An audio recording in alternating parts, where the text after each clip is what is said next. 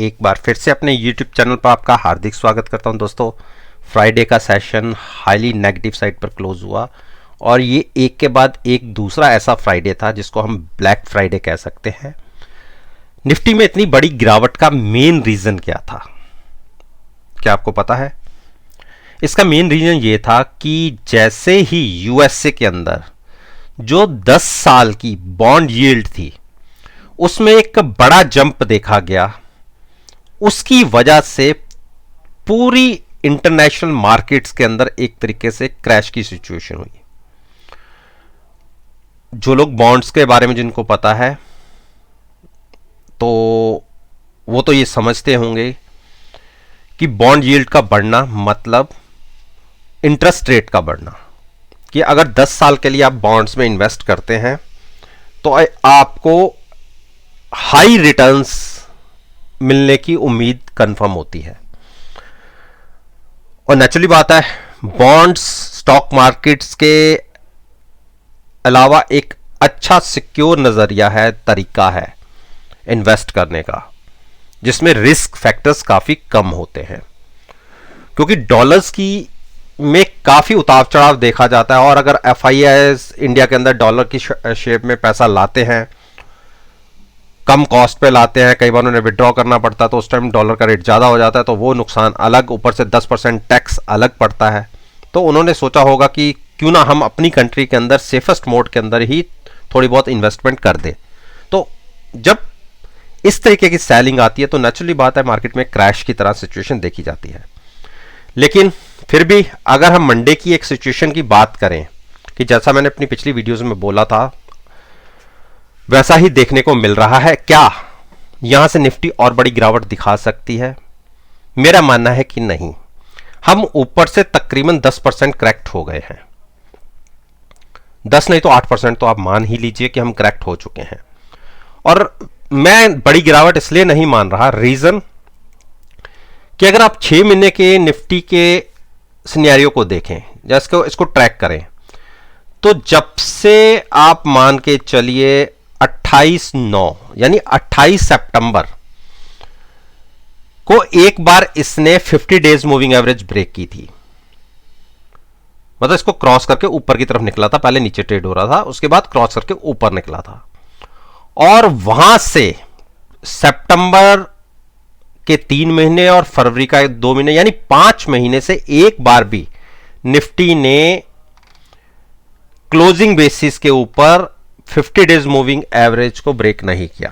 केवल एक दिन ऐसा रहा, ये 29 जनवरी का, जहां क्लोजिंग ये कह सकते हैं स्लाइटली उसके ऊपर आई थी। तो इसलिए मेरा मानना है कि जो एक प्राइस बनता है 14,400 के आसपास या 410 मान लीजिए, उसको ब्रेक करके अगर नीचे क्लोजिंग मिलती है तो हम 14,200 तक जा सकते हैं। अदरवाइज मेरे को नहीं लगता कि हम 14,410 ब्रेक करेंगे। इसलिए क्योंकि इतनी बड़ी गिरावट के बाद थोड़ा सा पुल बैक बन सकता है, तो हम ये ट्रेडिंग व्यू ले सकते हैं कि 14,400 की पुट बाय करके हम लॉन्ग्स में बैठ जाएं। लिमिटेड हमारा नीचे का रिस्क है और मैक्सिमम अगर यहां से एक शॉर्ट कवरिंग रैली की तरीके से आती है तो एक बड़ा पुल बैक ऊपर की तरफ देखने को मिल सकता है। मेरा यह मानना है कि एक बार निफ्टी 14,900 को टच कर सकती है, क्योंकि इसने 50 डेज मूविंग एवरेज को रिस्पेक्ट दी। जो इंटरडे लो लगा 14,444 का लगा। और अगर फ्राइडे क्लोजिंग बेसिस पे एसजीएक्स निफ्टी की बात करूं तो 14,630 के आसपास की क्लोजिंग मिली है। यानी इंडियन मार्केट में जहां क्लोज हुआ वहां से तकरीबन 80 पॉइंट के आसपास हम ऊपर क्लोज हुए हैं। तो एक स्ट्रेटजी मैंने आपके साथ डिस्कस कर लिया। बाकी जिनको मैंने 15,300 की कॉल बाय करा के फ्यूचर सेल कराया था उन्होंने तो ह्यूज प्रॉफिट जनरेट किया है, क्योंकि कॉल में तो थोड़े से पैसे लगे थे और उनको मैंने यहां पर प्रॉफिट लेके कहा था कि एक बार एग्जिट होके बैठ जाइए। प्रॉफिट जो ऊपर से बैठे हुए थे, और नीचे वालों को मैंने यहां पर यह भी बोला था कि 14,800 के आसपास कि वहां पर आप पुट के साथ भी लॉन्ग हो सकते हैं। तो उनके लिए थोड़ा सा नुकसान आ रहा होगा, लेकिन पुट के अंदर बहुत अच्छे प्रॉफिट्स आ रहे हैं। तो फ्यूचर्स में जो लॉन्ग आ रहा तो हार्डली 60 टू 70 पॉइंट्स के आसपास का नुकसान होगा। तो अब हम नीचे से बाइंग करके चलेंगे, वो भी हैजिंग के साथ। अब बात करते हैं बैंक निफ्टी की। बैंक निफ्टी में मैंने कहा था कि एक बार बैंक निफ्टी फिर से 35,200 को टच कर सकती है, और हमने क्लोजिंग ही 34,870 के आसपास की दी, यानी उससे भी 500 पॉइंट नीचे। और देखिए, जब यहां से मैंने आपको सेलिंग कराई थी तो कहा था कि यहां से आप अब लॉन्ग करिएगा, और ये जो एक जबरदस्त बाइंग दिखी थी और मैंने कहा था क्लोजिंग ऊपर आई है, आप यहां की पुट बाय करके 36,000 के आसपास की आप लॉन्ग में रात जा सकते हैं। और देखिए अगले दिन हमें कितने बड़ी जंप मिली थी। मैंने कहा था कि 500 टू 600 की और शॉर्ट कवरिंग रैली आ सकती है, और वो मिली भी। और वहां से देखिए क्लोज हम बिल्कुल नीचे जाके हुए, तो अगले दिन तो गैप डाउन खुले और क्लोजिंग लोअर साइड पर। तो अब यहां से क्या पॉसिबिलिटी बनती है, मेरे 35,200 का टारगेट फिर से अचीव हो गया। तो मेरा यह मानना है कि अब बैंक निफ्टी, अगर मैं 4 तारीख एक्सपायरी तक की बात करूं, तो 34,400 के नीचे नहीं जाना चाहिए। अगर इसके नीचे हमें क्लोजिंग मिलती है तो हम यहां से 1,000 पॉइंट्स और लूज कर देंगे, जिसकी पॉसिबिलिटी काफी कम है। तो 34,400 की पुट बाय करके हम लॉन्ग साइड में जा सकते हैं। ट्रेडिंग स्ट्रेटजी ऐसी होगी। रिलायंस ने एक वीक क्लोजिंग दिखाई है, लेकिन अभी भी सभी मूविंग एवरेजेस के ऊपर की क्लोजिंग है, तो इसलिए मैं इस स्टॉक को शॉर्ट नहीं करूंगा। हां, क्योंकि थर्सडे की क्लोजिंग 2150 के आसपास आई थी, और मैंने कहा था कि आप इसको 2120 या 2130 की जो भी एट द मनी पुट थी उसको बाय करके आप लॉन्ग रह सकते हैं। ठीक है, मानते हैं कि वहां से गिरावट दिखी, क्योंकि सारी मार्केट के अंदर ही एक तरीके से क्रैश हुआ, तो ये भी स्टॉक अछूता नहीं रहा, हाई वेटेज रखने वाला स्टॉक है, तो इसने भी परफॉर्म उसी हिसाब से किया। लेकिन हमें ज़्यादा नुकसान नहीं है, क्योंकि हम पुट के साथ लॉन्ग्स मैंने बनाने की बात करी थी। लेकिन वो कैसे करी थी, जब इसके ऊपर क्लोजिंग आई थी, मेरा बाय करने का मतलब कैसे होता है कि अगर आप पिछली क्लोजिंग से ऊपर ओपन होते हो और कंटिन्यूस ऊपर बने रहते हो हाफ एंड आवर, तो आपने बाय करना है eight the money put buy करके। लेकिन हम खुले ही नीचे, तो जब मैंने यहां बात करी, ये तो आपको ट्रेड बाइंग साइड पर लेने को मिला ही नहीं। लेकिन हाँ, मैंने शॉर्ट भी मना करा था, तो ऐसा नहीं है कि आपने कहीं शॉर्ट में पैसा बनाया होगा, तो इसमें हमारा कोई बेनिफिट नहीं हुआ। लेकिन अब यहां से क्या करना चाहिए, देखिए मंडे के सेशन को हमें देखना होगा, क्योंकि हमने जो क्लोजिंग अभी भी दी है सभी मूविंग एवरेजेस के ऊपर है, तो इसलिए हमें शॉर्ट तो करना ही है। लेकिन मार्केट वीक है, तो इसलिए लॉन्ग भी अभी अवॉइड करेंगे। HDFC बैंक में मैंने कहा था पिछली वीडियो में कि इसमें एक बेरिश डोजी बना है, लेकिन बना ये अपनी सभी मूविंग एवरेजेस के ऊपर था, इसलिए मैंने लॉन्ग्स तो अवॉइड किए थे, लेकिन यहां से शॉर्ट भी नहीं कहा था। मैंने ये कहा था कि एक बार 1560 के नीचे ये क्लोजिंग दे दे या ट्रेड करना शुरू कर दे, तब आप शॉर्ट की पोजीशन ले सकते हैं। देखिए इंटर ओपनिंग हमें नीचे मिली, तो यहां भी शॉर्ट नहीं करना था, शॉर्ट हमें यहां जाके करना था जब हम 1560 को ब्रेक किया, और उसके बाद हमें क्लोजिंग मिली 1530 की, और यही मेरे टारगेट भी थे। लेकिन अभी भी ये स्टॉक वीक है। ठीक है, अब किसी ने अगर कोई ट्रेड लेना है तो हमें मंडे की ओपनिंग देखनी है। अगर नीचे ओपन होता है, हाफ एन आवर बना रहता है, तो आप ये मान लीजिए कि 1550 की कॉल बाय करके तब आप फ्यूचर्स को सेल कीजिएगा। थोड़ा सा रिस्क होगा, लेकिन रिवॉर्ड तकरीबन अनलिमिटेड जैसा हो सकता है। तो पहला टारगेट मिल सकता है हमें 1495 का, लेकिन शॉर्ट तभी करनी है जब नीचे खुलेगा। अगर पॉजिटिव खुला तो बाइंग भी नहीं और शॉर्ट भी नहीं। इंडस बैंक ने अभी, मैंने ये तो कहा था इसके अंदर कि इसकी क्लोजिंग अच्छी आई है, आप बाय करके चल सकते हैं। ठीक है, बाय करके चल सकते हैं, लेकिन स्ट्रेटजी मेरी बाइंग की कैसी होती है, जब ऊपर खुलेगा और ऊपर बना रहेगा, लेकिन खुला ही नीचे, तो इसलिए लॉन्ग साइड पे तो आप जा ही नहीं पाए। लेकिन शॉर्ट अभी बनता नहीं है, शॉर्ट बनेगा क्लोजिंग बेसिस पे 1050 ब्रेक करने के बाद, तो अभी वेट करिए। HDFC में मैंने 3-4 दिन पहले बोला था कि हमें नीचे की तरफ के 2680 के टारगेट देखने को मिल सकते हैं, और ऑलमोस्ट देखने को यहाँ पे मिले थे जब हमने ये कैंडल हमने नीचे की तरफ क्रॉस की थी। तो नेचुरली बात है, यहाँ पे मैं अवेलेबल नहीं था, मैं आउट ऑफ दिल्ली था, तो आप यहाँ से प्रॉफिट लेके निकल सकते थे। चलो जिसने नहीं भी लिया वो अभी भी अच्छे प्रॉफिट पे है, क्योंकि हमने पुटे कॉलें यहाँ बाय करवा के फ्यूचर्स को लॉन्ग करवाया हुआ था, उस केस में तो अच्छा प्रॉफिट मिल रहा है। लेकिन अब मेरा ये मानना है जिनका प्रॉफिट आ चुका वो अपना प्रॉफिट लेके एग्जिट हो जाए, कहीं पे भी खुले ये स्टॉक, क्योंकि ह्यूज प्रॉफिट में आप बैठे हुए हैं।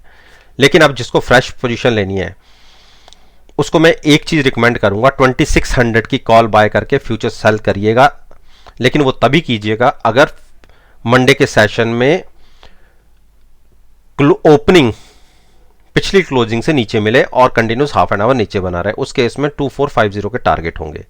कोटक महिंद्रा बैंक ने एक वीक क्लोजिंग, यहां पे मैंने कहा था कि कोई ट्रेड नहीं लेना, क्योंकि पिछले 2 दिन में ये अपनी 2-3 मूविंग एवरेज के बीच में क्लोजिंग दिखा रहा था, तो इसमें मैंने मना किया था जो पिछली वीडियो में। लेकिन हाँ, नीचे खुला और कंटिन्यूस नीचे ही बना रहा और एक बड़ी गिरावट के साथ क्लोजिंग हुई।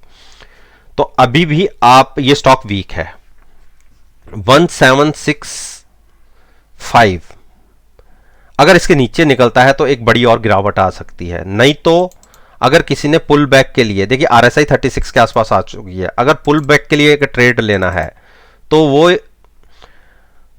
1800 की पुट बाय करके भी लॉन्ग्स में जा सकते हैं। लेकिन ऐसे ट्रेड के अंदर पॉसिबिलिटी प्रॉफिट की केवल 25% रहेगी। रीजन है क्योंकि स्टॉक वीक है, तो और भी गिरावट दिखा सकता है।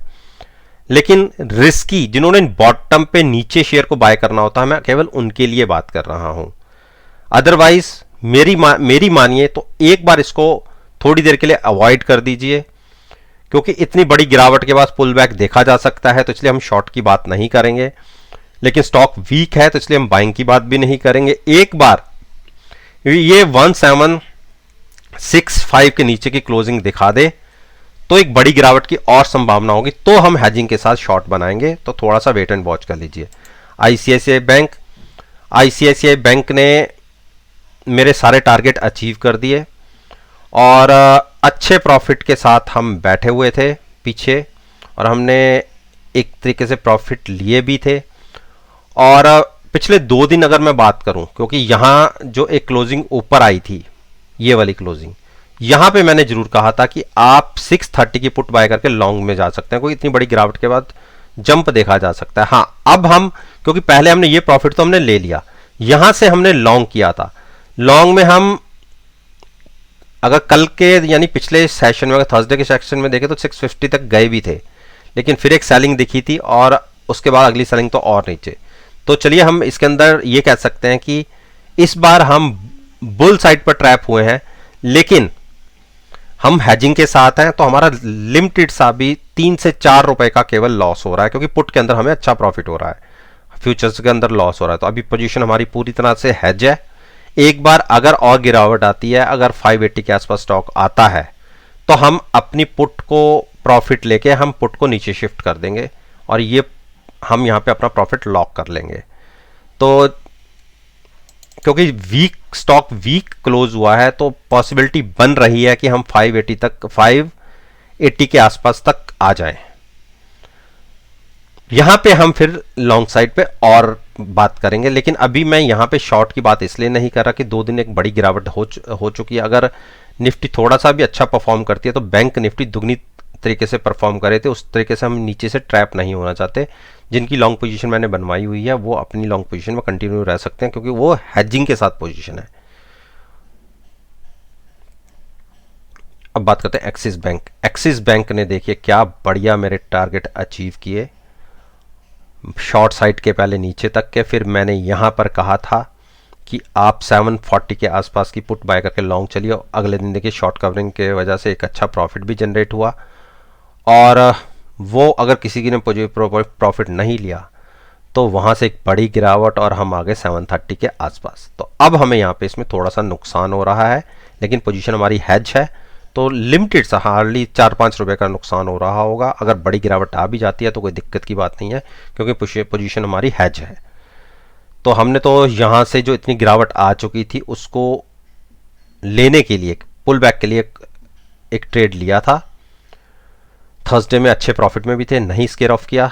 हम सोच रहे थे कि और ऊपर तक जाएंगे, लेकिन चलिए कोई बात नहीं, फिर बाइंग आएगी तो हम फिर ऊपर तक को इंजॉय करेंगे। अब जिन्होंने नई पोजीशन लेनी है, देखिए स्टॉक हुआ है वीक, ठीक है, और अगर पोजीशन लेना चाहते हैं तो 740 की जिन्होंने नई लेनी है, मैं उनकी बात कर रहा हूं, क्योंकि स्टॉक वीक है तो हम ट्रेंड के हिसाब से उनकी पोजीशन लेंगे।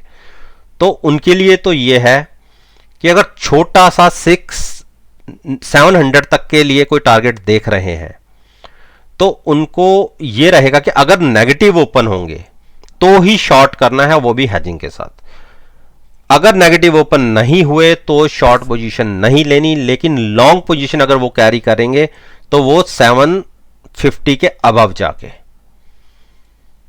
स्टेट बैंक ने एक एक्स्ट्रा ऑर्डिनरी तरीके से परफॉर्म किया है। इतनी बड़ी गिरावट के बावजूद भी स्टेट बैंक में गिरावट नहीं दिखी। हाँ, एक छोटा सा ये मान लीजिए कि 15-16 रुपए कुछ नहीं होते इतने बड़े बैंक के लिए, लेकिन जैसी गिरावट बाकी दूसरे स्टॉक्स के अंदर देखने को मिली है, इसमें नहीं मिली हाई से। ये अभी भी 400 के आसपास है, और मैंने पीछे 400 की कॉले बाय करा के फ्यूचर सेल कराया हुआ था, और जिसके अंदर हमें एक टाइम पे तो 390 तक के भी, 386 तक के भी टारगेट दिखे थे अच्छे प्रॉफिट में। तो उसके बाद रिकवरी आई और 415 तक भी गए। तो अब भी हम प्रॉफिट में तो नहीं कह सकते, क्योंकि हमने प्रीमियम उसमें दिया हुआ है। हाँ, यहाँ से एक गिरावट अगर 380 ब्रेक कर देता है तो तब तो समझ लीजिए तकरीबन 360 तक की गिरावट देखने को मिल सकती है, और जिसकी पॉसिबिलिटी है। तो हम उसके वेट के लिए बैठे हुए हैं। अगर हम 380 तक भी गिर गए तो भी हम एक बार अपनी शॉर्ट पोजीशन से एग्जिट हो जाएंगे, क्योंकि ये बार बार ऊपर वापस जाता है, तो हम अपना प्रॉफिट लेके निकलेंगे। लेकिन अगर किसी को फ्रेश पोजीशन बनानी है तो ओपनिंग को वेट कीजिए। अगर ओपनिंग नेगेटिव साइड पर आती है तो ही शॉर्ट साइड पर लीजिएगा पोजीशन, और वो भी at the money call buy करके, फ्यूचर्स को शॉर्ट करके एक पोजीशन बनाई जा सकती है। तो दोस्तों, ये मैंने निफ्टी, बैंक निफ्टी और इन दोनों इंडेक्स के जो फाइनेंशियल सेक्टर्स के स्टॉक हैं और जो अच्छी वेटेज रखते हैं, उसके ऊपर मैंने अपना ओपिनियन आपके साथ शेयर किया है। और मेरा मानना है कि अगर मेरी इस वीडियो को आप मंडे के सेशन के साथ एनालाइज करेंगे, यकीन मानिए आपको बहुत अच्छे पॉजिटिव रिजल्ट्स देखने को मिलेंगे। वीडियो अच्छी लगी हो तो लाइक कीजिए, शेयर कीजिए, और मेरे यूट्यूब चैनल को सब्सक्राइब करना मत भूलिएगा। इस बात के साथ मैं आपसे विदा लेता हूं, और एक नई वीडियो के साथ फिर से आपके सामने आऊंगा। तब तक के लिए